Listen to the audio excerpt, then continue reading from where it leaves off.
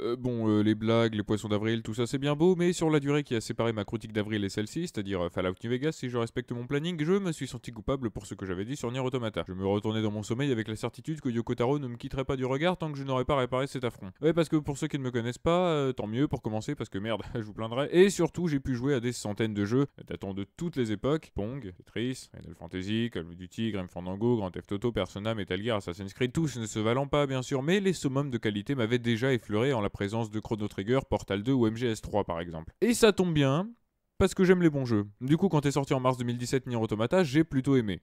Bon, un peu plus que ça en vrai, mais j'ai peur que vous preniez ça encore pour une hyperbole alors que c'est des mots judicieusement choisis. C'est juste que la plupart des jeux dont j'ai jusqu'ici parlé sont des jeux que j'aime beaucoup parce que c'est plus simple de parler de jeux qu'on apprécie au début. Donc si je le dis, vous me faites confiance? Promis? Bon, Nier Automata est mon jeu préféré et certainement un des meilleurs jeux de tous les temps. Bienvenue dans cette critique. Je n'ai pas joué à tous les jeux existants sur Terre, hein, c'est une évidence, et je ne détiens pas non plus la vérité absolue. Ceci étant dit, je peux, je pense, expliquer en quoi je considère Nier Automata comme un des meilleurs jeux de tous les temps. Bon, ça répond majoritairement à des critères subjectifs, hein. Prenez n'importe quel univers, aussi bien construit soit-il, si vous n'aimez pas cet univers, vous n'aimez pas et c'est tout. On ne peut pas vous en vouloir pour ça. Voilà, j'en ai fini de mon plaidoyer, on y va. Nier Automata sorti en mars 2017, du coup est développé par Platinum Studio, oh là là ça commence fort, et édité par Square Enix. Le jeu est la suite très lointaine de Nier, lui-même spin-off slash suite de la fin E de Drakengard, qui est la suite de la fin d'un DLC de Drakengard 3, jusque là rien de compliqué. Le jeu nous place d'abord dans la peau de 2B, unité d'assaut de Yora, des androïdes chargés de repousser les extraterrestres ayant envahi la planète, tandis que l'humanité migrait sur la Lune. Et l'on commence le jeu au moment où un étrange signal est capté par le QG de Yora, qui s'avère être un putain de Transformers qui défonce tout, et qui tue 2B. Et Nines, un éclaireur. Fin de l'intro, puisque la notion de fin ne veut rien dire du tout dans ce jeu. Et aussi parce que les deux personnages cités sont des androïdes. Alors leurs données sont copiables d'un corps à l'autre, sauf si corruption de ces mêmes données. Sauf que les événements précédemment cités vont en fait entraîner une tornade d'événements qui va arracher 2B et Nines à leur vie de soldats classiques pour les plonger dans ce que l'homme a laissé de pire dans son sillage.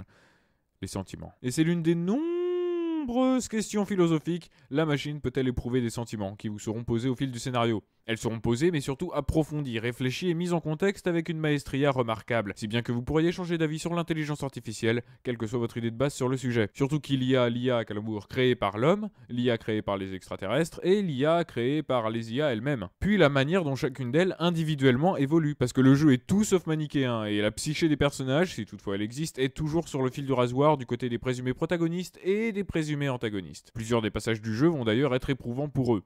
Et pour nous. Oh oui, parce que niveau optimisme, c'est non. Hein. C'est une vision très sombre que Yoko Taro, créateur du jeu, nous propose, et attendez-vous à sortir de votre zone de confort au niveau du scénario.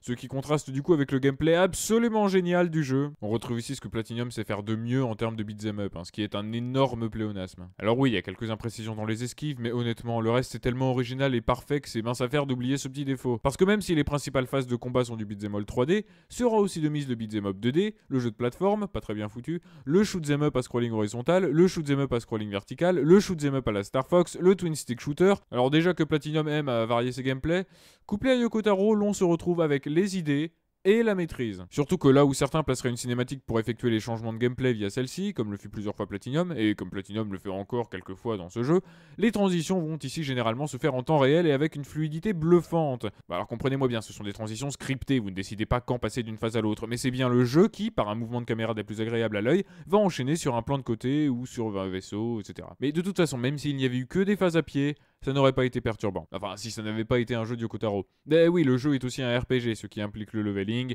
les quêtes secondaires, qui sont d'ailleurs d'une inspiration...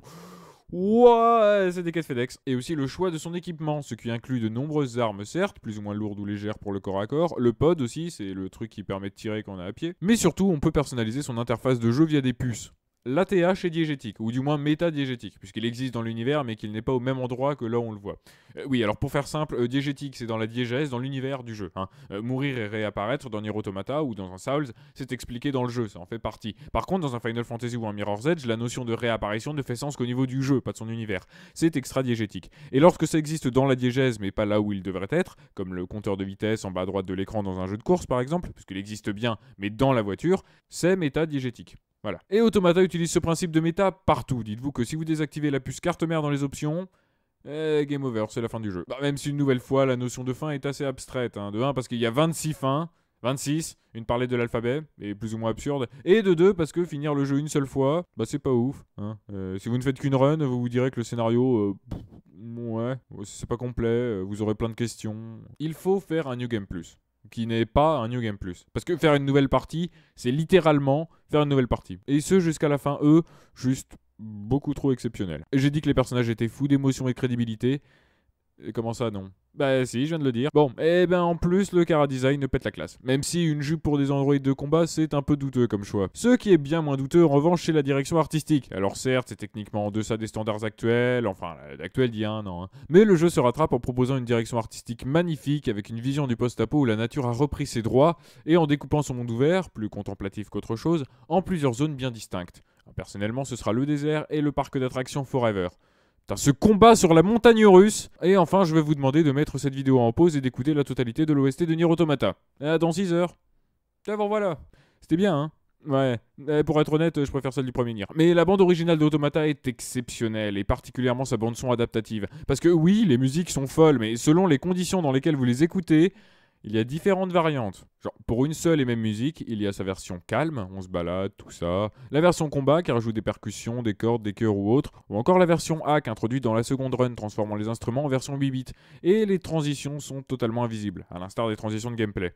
Du coup, pourquoi Nier est mon jeu préféré? Eh ben pour faire synthétique, le scénario déjà, puisque j'adore les scénarios complexes et autres mindfuck et plot twist, et Nier Automata est tout cela. Non seulement cela, mais le principe du multi-gameplay est original, maîtrisé et jouissif. Et par-dessus le marché, la narration qui use aussi bien des codes cinématographiques que vidéoludiques avec un brio aussi présent, c'est le seul qui fait ça aussi bien. Donnez-moi un contre-exemple. Et puis les questionnements qu'il t'impose, tellement lourds de sens et de responsabilité, vous ne sortirez pas indemne de Nier Automata. Parce que même si, comme Metal Gear Solid V, il brise le quatrième mur en dépassant sa qualité de produit vidéoludique, ici c'est parfaitement volontaire de sa part. La double énonciation est partout et l'on a bien souvent le sentiment que les personnages, notamment Pascal, s'adressent à nous avant le reste. Et c'est très fort. Parce que certes c'est un univers post-apo où l'humanité a migré sur la Lune, mais nous sommes bel et bien sur Terre, et les problèmes qu'il soulève sont on ne peut plus actuels.